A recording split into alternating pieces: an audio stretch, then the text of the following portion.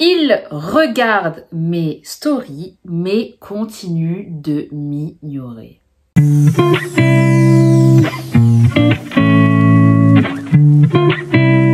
Bonjour mesdames, j'espère que vous allez bien. On se retrouve aujourd'hui pour une nouvelle vidéo. Je suis Nesrine, ta coach en amour et en développement personnel. Tous les jours, je t'aide à incarner cette femme confiante, séduisante et puissante qui prend les rênes de sa vie sentimentale. Les réseaux sociaux ont exacerbé notre besoin de validation, notre besoin de reconnaissance sociale. Et n'oubliez pas que la séduction est avant tout une question de reconnaissance sociale et d'approbation. Je crois bien que la story, le concept de la story sur Instagram, sur Snapchat, sur Facebook a bouleversé, a fait bouger les lignes des rapports de séduction. Le concept de la story a fait bouger les lignes, a bouleversé nos rapports de séduction et nos rapports amoureux et relationnels d'une manière générale. Les réseaux sociaux ont exacerbé le narcissisme de l'individu. C'est un espace où on projette une image extrêmement idéalisée de nous-mêmes. C'est une plateforme où l'on projette une image, où l'on se met en avant, où l'on se met en valeur. Et le concept de story vient exacerber cet aspect. Les gens utilisent la story pour montrer ce qu'ils font, ce qu'ils ont et ce qu'ils sont. La story est devenue un canal pour montrer et partager son lifestyle. La possibilité d'exposer clairement son lifestyle permet d'augmenter clairement sa valeur perçue aux yeux des autres et notamment aux yeux de nos partenaires potentiels, de nos crushs, etc. C'est une manière de se valoriser et de renforcer en fait sa valeur personnelle. Les concepteurs de Snapchat, mais c'est des génies, parce qu'en fait la story nous permet de voir qui a vu notre story. On est directement dans un lien, je dirais, de dépendance narcissique avec les gens. Si vous vous foutiez très franchement des gens qui regardent votre story, vous ne prendriez même pas la peine de voir qui a regardé votre story. Mais c'est devenu un réflexe. C'est même pas un réflexe, c'est naturel, c'est automatique. Si je poste une story, je veux voir qui a vu ma story. Quand il s'agit des stories visées, c'est-à-dire que on va poster une story juste pour créer une réaction chez quelqu'un en particulier.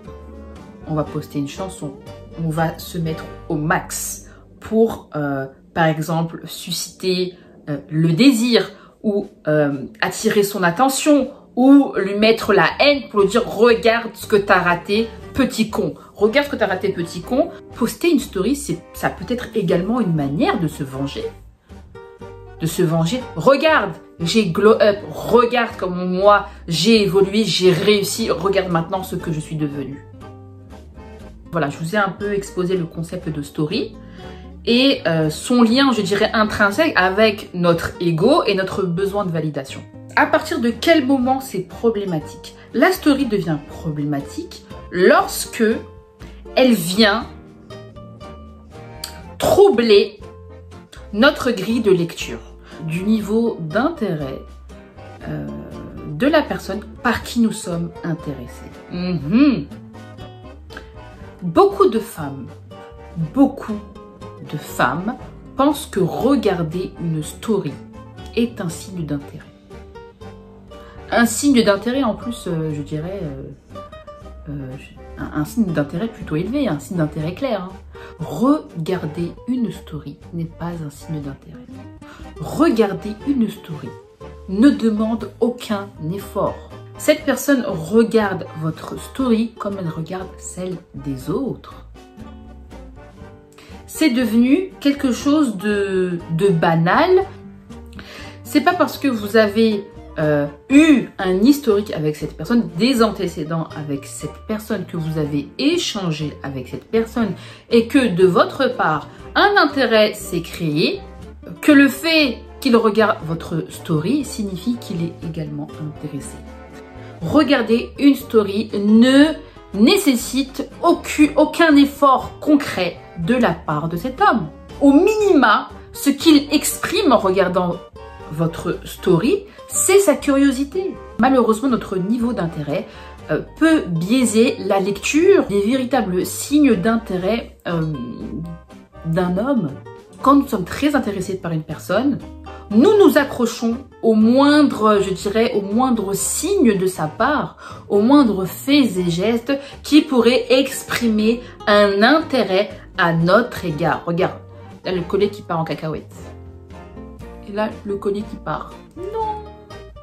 Si votre homme regarde votre story et continue de vous ignorer, c'est clairement, il n'y a pas plus clair, qu'il n'est pas intéressé. Réagir à une story, envoyer des flammes, des cœurs, des pêches et des aubergines ne sont pas des véritables signes d'intérêt.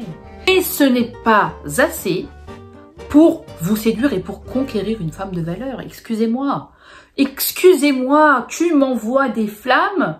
Excusez-moi, les hommes qui m'envoient des flammes, les hommes qui m'envoient des commentaires, je dirais, bateaux, en passant sur ma story sur Instagram, enfin, ça ne me fait pas réagir. Parce que, pour moi, ce n'est pas un signe d'intérêt. Des vrais signes d'intérêt, ce sont des actes posés. Pour moi, l'intérêt d'un homme est proportionnel au niveau d'effort qu'il va fournir pour vous séduire. Pour moi, envoyer des flammes, envoyer des cœurs, envoyer des pêches, envoyer des aubergines ou je ne sais quel autre emoji, c'est facile. Ça ne demande pas d'effort. Ça ne demande pas d'effort. Et nous, pour nous rassurer, pour combler ce besoin de validation, on se sent dans l'obligation de poster, des fois, de poster des stories visées. Voilà, on se met au max de notre personne en espérant faire réagir l'autre. Ce n'est pas parce encore une fois, qu'il regarde votre story qu'il est intéressé. Et chercher à créer une réaction, chercher à créer de l'intérêt via sa story, c'est dans la plupart des cas vain. C'est vain. Une personne intéressée par votre personnalité avant tout n'a pas besoin que vous exposiez une story pour vous demander de vos nouvelles. J'estime, en tant que femme de valeur, je n'ai pas besoin d'exposer quelconque story pour créer une réaction chez lui pour qu'il vienne me demander de mes nouvelles. No, I don't need it. Je n'ai pas besoin.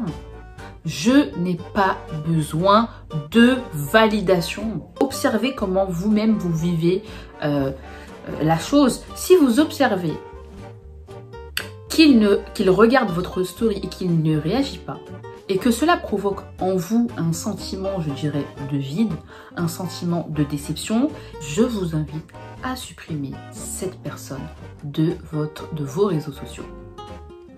Le fait de supprimer des hommes qui n'expriment pas clairement des signes d'intérêt à l'égard de votre personne, le fait de les supprimer, je dirais, consciemment, est une manière de reprendre le pouvoir. Le fait de supprimer, d'éradiquer des gens pas vraiment intéressés, qui manifestent un intérêt, je dirais, ambigu à votre égard, le fait de les supprimer, de les bloquer, vous permet à vous, mesdames, de reprendre les rênes de votre vie sentimentale. Le fait d'éradiquer ces personnes vous prouve à vous-même que vous n'avez pas besoin de leur validation et que vous n'êtes plus en position d'attente. Si cet homme-là n'exprime pas un réel intérêt à votre égard en vous appelant et en organisant des rendez-vous, si cet homme vous ignore, vous laisse des vues, ne vous dit pas clairement qu'il n'y aura jamais rien d'entre vous et qu'il laisse une porte entrouverte,